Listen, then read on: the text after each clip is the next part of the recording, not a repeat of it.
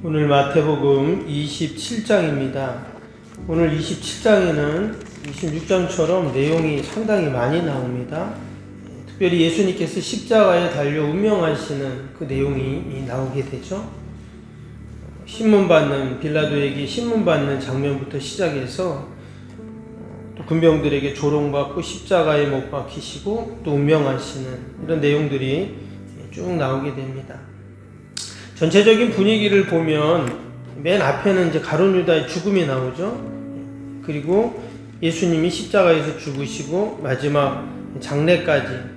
그리고 전체적인 내용이 어떻습니까? 좀 뭔가 침울하고 그리고 또 안타깝고 이 슬픔의 그림자가 가득 차 있죠.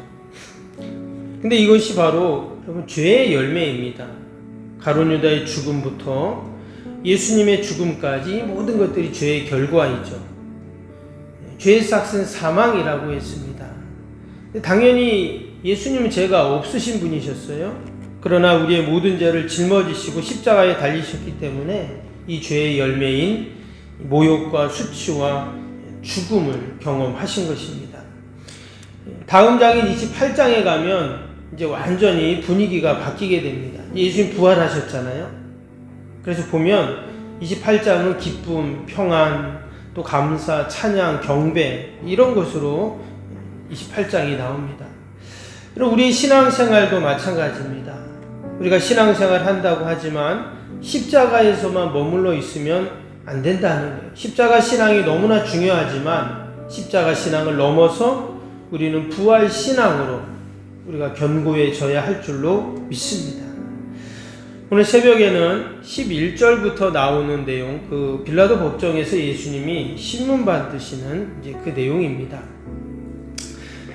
이 말씀을 보면 지금 당시의 종교 지도자들은 마치 모든 짜여진 각본을 그렇게 연극에서 하는 것처럼 지금 예수님을 신성모독죄라는 죄명을 뒤집어 씌워가지고 지금 예수님을 고발을 했어요. 그런데 그 이후에 지금 모든 것이 어떻게 됩니까? 일사천리로 진행이 되고 있죠. 여러분 이게 다 지금 밤에 이루어진 일입니다. 대제사장의 그 뜰에 가서 신문 받으시고 거기서 또 예수님이 채찍에 맞으시고 그리고 예수님을 또 다시 빌라도 법정에 가서 또 다시 재판을 하고 여러분 이 내용들이 다 밤에 이루어진 일이잖아요. 여러분 밤에 이렇게 재판을 하는 경우가 있나요? 재판은 낮에 해야 되잖아요. 근데 그냥 밤에 예수님이 이리 끌고 가고 저리 끌고 가고 그렇게 지금 예수님을 재판을 하고 있는 겁니다. 불법적인 재판이었다는 것을 알 수 있죠. 그럼에도 불구하고 모든 것이 정말 일사천리로 이루어지고 마지막에는 예수님이 십자가 사형, 언도를 다 받게 됩니다. 근데 오늘 말씀해 보면 그 중심에 누가 있냐면 지금 이 빌라도라는 사람이 딱 나옵니다. 이 빌라도가 먼저 예수님을 신문을 하잖아요. 그렇죠? 신문을 하면서 예수님은 사실 사형을 집행받을 만한 그런 죄를 짓지 않으셨어요. 당시에 이 사형이라는 것은 아무에게나 사형 집행을 할 수가 없습니다. 정치적으로는 로마의 식민지였기 때문에 유대인들 마음대로 사형 집행을 할 수 없어요.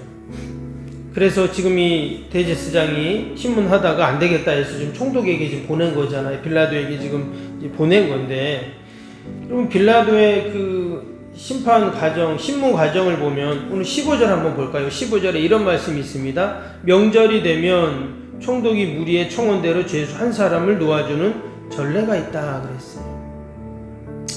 지금 이 빌라도가 보니까 예수님이 사형을 당할 만한 그런 죄명이 아닌데, 그런데 지금 종교적인 그러한 것이잖아요. 신성모독죄 이런 거니까. 근데 그냥 놔줄 수는 없고 군중들을 보니까 지금 너무나 군중들이 지금 난리잖아요. 지금 예수님을 십자가에 못 박으라고 막 그럽니다. 그래서 결국 어떻게 해요? 그가 하나의 방법을 찾아냅니다. 뭐냐면 명절이 되었을 때 사람들의 청원에 의해서 죄수를 놓아주는 그런 권한이 총독에게 있었어요. 그래서 그러면 이 방법을 써야 되겠다 하면서 예수님을 놓아주려고 하는 것이죠. 근데 사람들이 더 난립니다. 그러니까 어떻게 했어요? 결국 빌라도는 예수님 대신 다른 죄수를 놔주는데 그 죄수가 누구였냐? 우리가 아는 것처럼 지금 바라바라는 죄수를 놓아주게 됩니다. 오늘 말씀에는 그냥 바라바가 그냥 나오지만 오늘 누가복음 23장에 보면 병행 구절이 있어요. 근데 그 바라바는 뭐라 그랬냐면 바라바는 성중에 일어난 밀란과 살인으로 말미암아 옥에 갇힌 자다 그랬습니다. 지금 밀란과 살인으로 옥에 갇힌 사람입니다. 그러니까 이 사람은 이제 좀 있으면 어떤 일을 당해요? 십자가형을 당할 사람이에요. 그런데 지금 예수님 대신 이 사람을 놓아준 겁니다. 그러면서 이 빌라도가 하는 말이 있어요. 그가 뭐라 그래요? 나는 무죄하다 그랬어요. 오늘 24절 볼까요? 빌라도가 아무 성과도 없이 도리어 밀란이 나려는 것을 보고 물을 가져다가 무리 앞에서 손을 씻으며 이르되 이 사람의 피에 대하여 나는 무죄하니 너희가 당하라. 지금 이 빌라도의 모습을 보면서 결국 자기는 아무 죄가 없다. 예수님을 십자가형을 처해 놓고는 뭐라고요? 나는 무죄하다. 회피하는 그 모습을 볼 수가 있죠.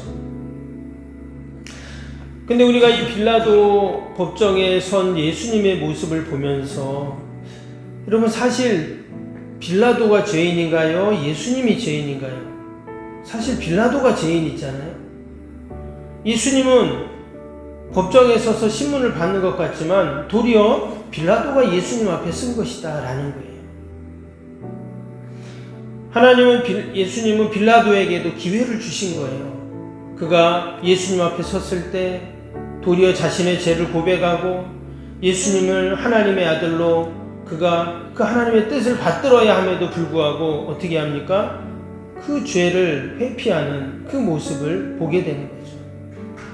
그래서 세상에서 가장 불행한 사람이 어떤 사람이냐? 이 빌라도입니다. 그리고 우리가 늘 신앙 고백할 때마다 사도신경에서 어떻게 고백해요? 본디오 빌라도에게 고난을 받았다. 십자가에 못 박혀 죽으시고 우리가 이렇게 고백을 하잖아요. 지난 2000년 동안 이 빌라도에게 예수님이 고난받고 십자가에 달리게 한 그 장본인으로 이 빌라도를 우리가 언급을 합니다. 결국 예수님은 십자가형을 언도받게 됩니다. 근데 또 한 가지는 여러분 25절 보세요. 백성들은 또 뭐라고 했습니까? 백성이 다 대답하여 이르되 그 피를 우리와 우리 자손에게 돌릴지어다. 그 예수님이 재판받는 과정을 보고 있었던 많은 사람들도 그 피를 우리에게 돌려라 이렇게 지금 이야기를 합니다. 근데요 참 희한한 게 뭐냐면 그 얼마 있다 AD 70년에 로마에 의해서 이스라엘이 예루살렘이 완전히 멸망을 하게 됩니다. 그 이후에도 수많은 전쟁과 약탈로 유대인들은 어떻게 됩니까? 나라 없이 2000년 동안 전 세계를 떠돌아다니는 그런 신세가 되죠. 지금도 이스라엘은 전쟁이 진행 중에 있습니다. 여러분 이것이 결코 우연이 아니에요. 오늘 이 말씀처럼 백성이 대답하여 이르되 그 피를 우리와 우리 자손들에게 돌릴지어다 그랬어요. 우리가 이것을 신앙적인 차원으로 본다면 하나님은 반드시 말씀대로 역사하시는 분이시다 하는 것을 알 수 있어요. 그래서 우리가 오늘도 하나님의 약속의 말씀을 붙잡고 여러분 나아갈 때 우리는 늘 말씀의 역사를 경험하게 되는 줄로 믿습니다. 이 빌라도는 무리의 사람들의 그 바램대로 죄수인 바라바를 내주고 대신 예수님을 십자가에 못 박습니다. 여러분 이 바라바의 입장에서 보면 지금 옥에 갇혀 있잖아요. 그리고 자기가 밀란과 또 살인했던 그런 죄명으로 들어와 있습니다. 이제 죽을 날만 기다리고 있는 거예요. 그런데 갑자기 어떤 일이 생겨요? 간수가 오더니 그를 사면해 줍니다. 지금 바라바는 어떻게 이런 일이 생겼는지 전혀 알 수가 없었죠. 자기의 의지와는 아무 상관없이 자신의 노력, 공로와는 아무 상관없이 어때요? 전적 은혜로 감옥에서 풀려난 것입니다. 나중에 이 바라바가 이제 옥에서 나가서 아마 물어봤겠죠. 도대체 이게 어떤 일이 생긴 거냐? 그리고 예수님이 십자가형을 달리시죠. 그때 사람들이 말했을 겁니다. 당신 대신, 바라바 대신 저 예수님이 십자가에 달리신다. 그런 이야기를 이제 하게 되죠. 아마도 바라바는 이후에 어떻게 됐는지 성경에 나오진 않습니다. 그러나 고전에 의하면 이 바라바가 예수님을 따르는 그런 사람이 됐다, 이렇게 이야기를 합니다. 당연하죠. 자기는 죽을 인생이었는데 예수님 때문에 새 생명을 얻었으니 어때요? 이제는 새 생명을, 새로운 삶을 사는 것이 맞는 것이죠. 여러분, 저와 여러분이 어떻습니까? 영원히 우리는 주의 종노릇하고 주에 갇혀있고 우리도 죽을 수밖에 없는 그런 자들이었습니다. 그러나 하나님의 은혜로 우리가 이렇게 새 생명을 얻고 구원 백성이 되고 하나님의 자녀로 이 땅에서 살아가게 되었는데, 우리가 늘 그 주님의 십자가의 사랑, 그 은혜에 우리가 감격하고 또 오늘도 그 십자가 신앙으로 견고해지고, 아니 더 나아가서 부활의 신앙으로 견고해져서 우리가 오늘도 하나님께 영광 돌리는 복된 삶이 되어야 할 줄로 믿습니다. 우리 오늘 말씀 생각하면서 또 우리 수요일 기도 함께 하겠습니다. 46번부터 60번까지 기도입니다. 수요일 기도. 신실한 그리스도의 제자를 끊임없이 재생산하는 생명의 공동체가 되게 하옵소서. 아멘. 주님의 마음으로 성도들을 섬길 수 있는 평신도 지도자들이 세워지게 하옵소서. 아멘.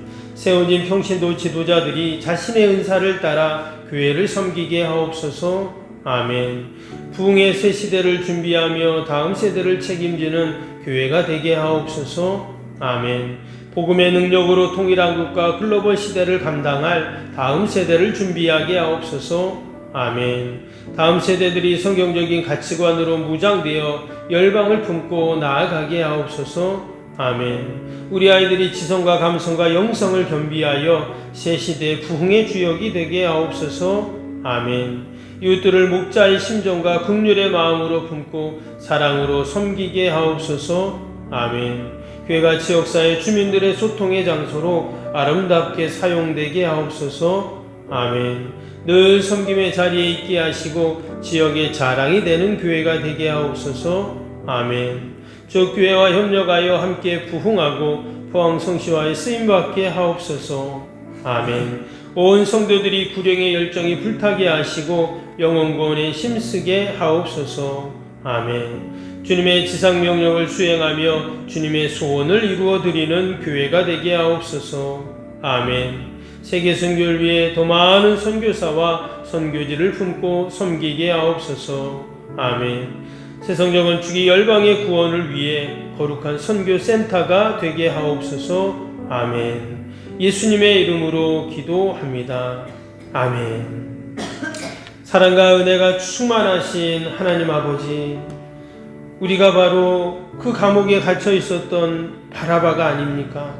그러나 하나님의 전적인 그 은혜로, 그 주님의 십자가의 사랑으로 우리가 풀려나고 이제는 새 생명 얻고 하나님 자녀로 이 땅에서 살아가는 줄로 믿습니다. 늘 우리가 그 은혜에 감사하며 그 은혜에 보답하는 저희 성도의 삶이 되게 하여 주옵소서. 하나님, 때때로 우리 안에도 빌라도와 같은 모습이 있습니다. 나는 무지하니 너희가 당하라. 죄를 회피하고 아버지, 우리가 하나님의 뜻을 우리가 헤아리지 못할 때가 얼마나 많습니까? 다시 한번 주님의 십자가를 깊이 묵상하게 하시고 하나님의 약속의 말씀을 잊지 않게 하시고 늘 믿음으로 살아가는 저희들이 되게 하여 주옵소서. 오늘도 그러한 믿음과 소망을 갖고 또 나라 민족과 교회와 이웃과 또 우리 사랑하는 자녀들 위해서 기도합니다. 새벽마다 올려드리는 이 기도의 제목들 하나님 다 들으시고 하나님께서 신실하게 응답하여 주옵소서. 아버지, 우리 연약한 육신, 내 힘으로 능력으로 할 수 없는 인생의 문제들 하나님이 아시오니 하나님 다 해결하여 주시고 선하게 인도하여 주옵소서. 하나님, 기름 부어 세워주시고 우리 귀한 장로님들 또 우리 사랑하는 원로장님들 늘 강건하게 하여 주시고 주의 전 출입하며 귀한 사명 감당함에 부족함이 없도록 하나님 늘 함께하여 주옵소서. 오늘도 우리 가정 일터 자녀들 주님의 교회 하나님 어둠의 영들 일절 틈타지 않게 하시고 늘 하나님 영광 드러내게 하여 주옵소서. 예수님의 이름으로 기도하옵나이다. 아멘. 하늘에 계신 우리 아버지의 이름을 거룩하게 하시며 아버지의 나라가 오게 하시며 아버지의 뜻이 하늘에서와 같이 땅에서도 이루어지게 하소서. 오늘 우리에게 일용할 양식을 주시고 우리가 우리에게 잘못한 사람을 용서하여 준 것 같이 우리 죄를 용서하여 주시고 우리를 시험에 빠지지 않게 하시고 악에서 구하소서. 나라와 권능과 영광이 영원히 아버지의 것입니다. 아멘.